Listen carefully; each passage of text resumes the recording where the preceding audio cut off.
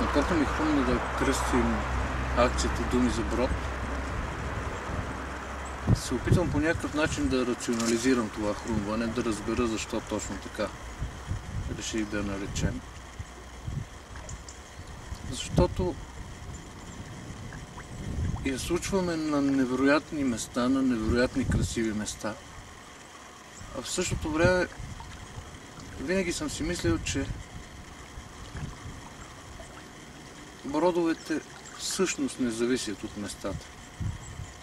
Зависят от хората, които ги търсят и ги намират.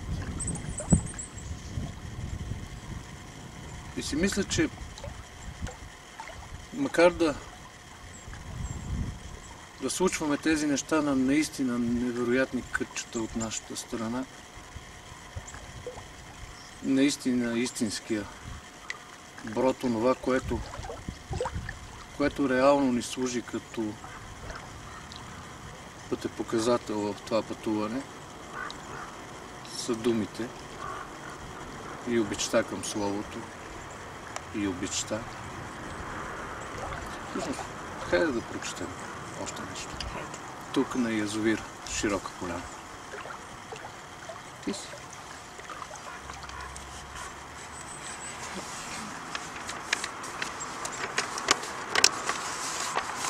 Неваляшка.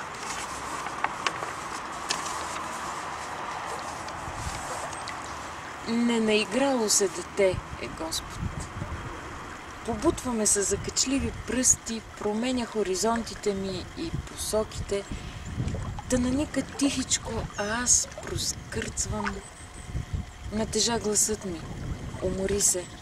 Усмивката се вкочени от неразбиране, чудесно е, че се търся, и смешно, че не се намирам, и неуморно следвам му прищявките.